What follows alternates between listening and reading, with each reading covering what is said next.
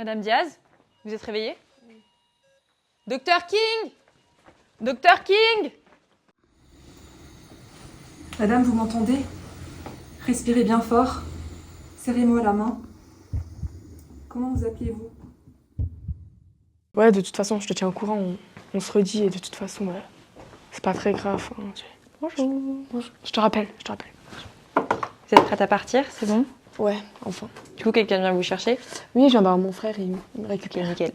Alors, ce qu'on va faire, c'est qu'on va juste avoir quelques petits papiers encore à signer dans le bureau de Dr King. Donc, Ok. je vais vous y amener. Et après, ce sera bon de notre côté, vous pourrez y aller. Ok. Ok. Ah, super. Bah, si vous prenez toutes vos affaires, oui. Ok. Bah, c'est bon.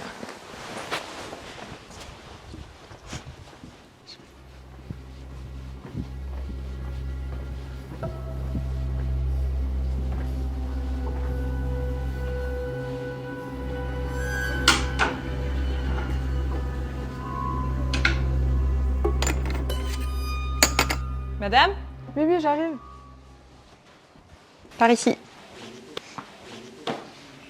Bonjour Madame Diaz. Bonjour. Asseyez-vous. Merci. Bon, Madame Diaz, vous avez fait un long voyage. Nous avons tout mis en œuvre pour vous réveiller.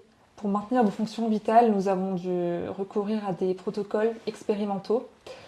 Une partie de votre ADN a été utilisée pour développer des organoïdes, des répliques miniaturisées de vos organes cultivés en laboratoire à partir de vos propres cellules. En quelque sorte, une version de vous qui n'a jamais dormi. Mais attendez, j'ai pas compris, vous avez breveté mon corps? Alors, je ne suis pas juriste, mais la directive européenne de 1998 précise que le corps humain à tous ses stades n'est pas brevetable. Mais les procédés techniques s'appuient sur des cellules humaines, oui. S'ils sont nouveaux, impliquent une activité inventive et sont susceptibles d'applications industrielles. Donc vous avez utilisé mon ADN sans mon consentement. Et qui en est propriétaire? C'est en discussion, Madame Diaz. Aujourd'hui, la loi est plus claire qu'il y a 30 ans. Vous restez la titulaire des droits sur vos matériaux biologiques, vos cellules, votre ADN, vos données, mais l'entreprise détient les droits exclusifs sur les organoïdes eux-mêmes en tant que création issue d'un procédé breveté. Autrement dit, vous contrôlez l'origine et les labos contrôlent la transformation. L'accord bioéthique international de 2047 impose le consentement éclairé et la coparticipation au brevet, mais vous avez été mise en sommeil avant sa ratification. Vos droits n'ont donc jamais été enregistrés. Ah Jenna, c'est pas vrai. Comme tu nous as Je suis manqué. tellement contente. Je suis tellement heureuse de te voir, tu nous as fait super peur. Mais alors moi, je pendant pensais ces que 20 c'était ans. fini. J'ai Mais pas nous compris. aussi, on croyait t'avoir perdu. Brevette, c'est de l'esclavage biologique. Oula. Réunissez-nous près du Parlement européen. Le président J.D. Vance des Amériques réunifiées veut Ça. imposer au Parlement européen ces lois iniques qui font C'est que vrai. l'humain est un Oh. produit.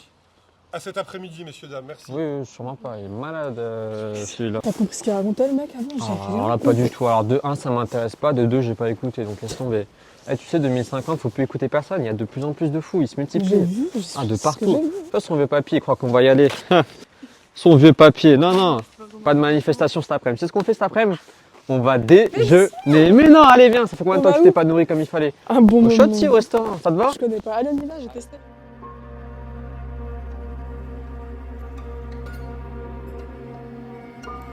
Alors le boulot, comment ça se passe? Ah des gars, hein, le boulot ça se passe super mal. Comment ça? Ah bah je suis plus peintre, j'ai tout arrêté, j'ai tout rendu. Qu'est-ce qui s'est passé? Bah écoute, ce qui s'est passé c'est qu'avant l'IA c'était rigolo, on rigolait avec, je me rappelle, t'avais fait ton mémoire avec. Ouais. Bref, c'était un outil pour toi et moi. Sauf que pendant tes 20 ans de coma, il y a un règlement qui est passé. Et à cause de ce règlement, un droit d'auteur peut être octroyé à l'IA même sans intervention humaine. Donc moi, le petit peintre, je suis en concurrence avec l'IA. C'est n'importe quoi. Résultat, je perds mon boulot. Et le droit moral du coup?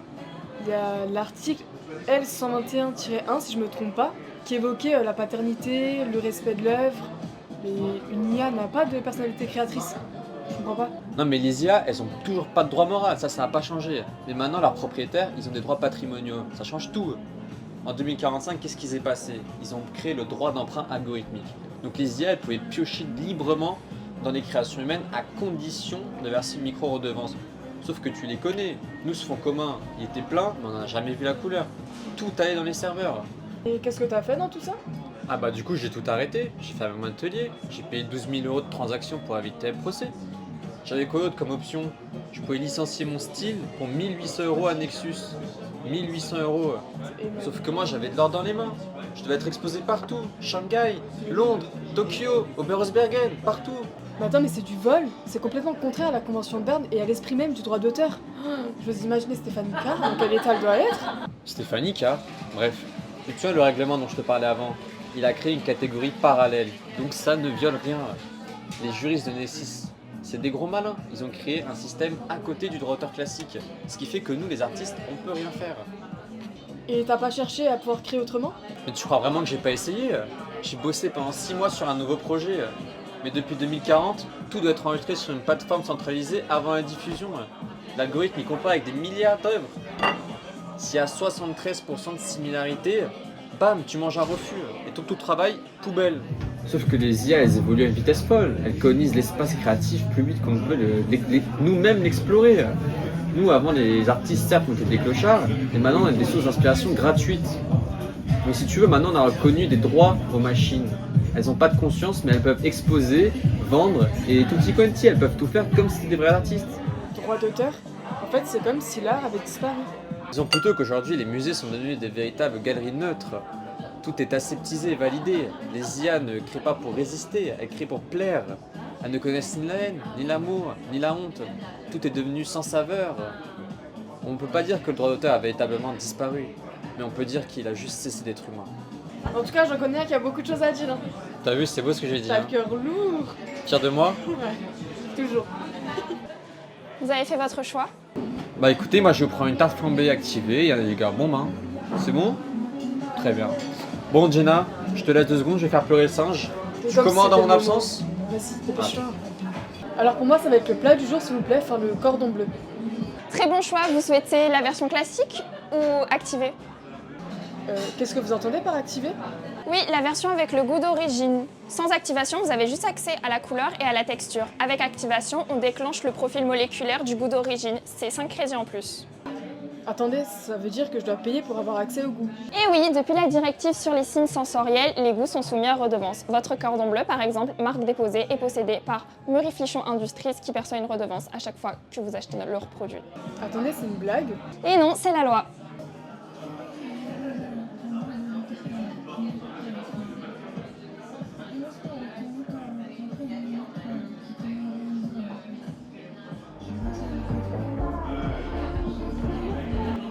En 2050, déguster un plat activé est devenu banal, mais peu se souviennent du moment où tout a changé. Pendant des décennies, les goûts et les odeurs étaient considérés comme impossibles à protéger juridiquement. La raison tenait à une exigence simple. La marque devait être représentée de manière claire, précise, durable et objective selon la Recycman de 2002. Ceci a été rappelé dans l'arrêt Levola de 2018 à propos d'un fromage à tartiner. Autrement dit, tant qu'on ne pouvait pas voir ni mesurer le goût, le droit ne pouvait pas le reconnaître. Puis, la directive de 2042 sur les empreintes sensorielles a tout changé avec l'introduction des codages moléculaires capables d'identifier un goût comme une empreinte digitale. Cette révolution juridique a été appliquée dans un arrêt emblématique, l'affaire Gustis versus Flavortech, rendue par la CJUE en 2044. Dans cette affaire, la Cour a reconnu pour la première fois la validité d'une marque gustative codée en précisant que, je cite, la représentation moléculaire des goûts, stable et objectivable, satisfait aux exigences de clarté, précision, durabilité et objectivité. Pour plus de contenu juridique, abonnez-vous.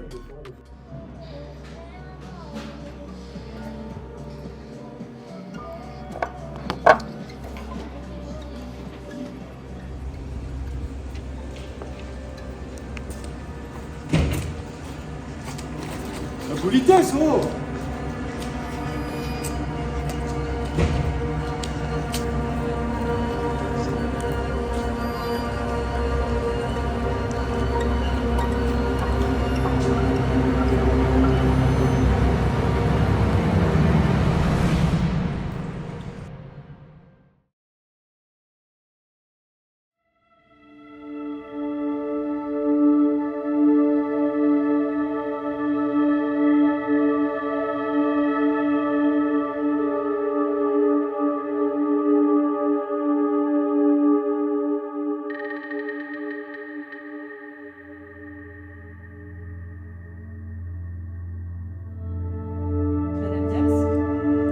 Jenna,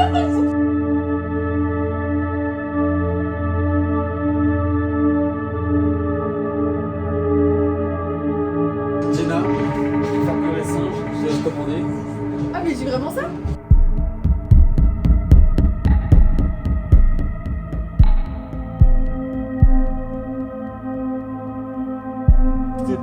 Par le président européen.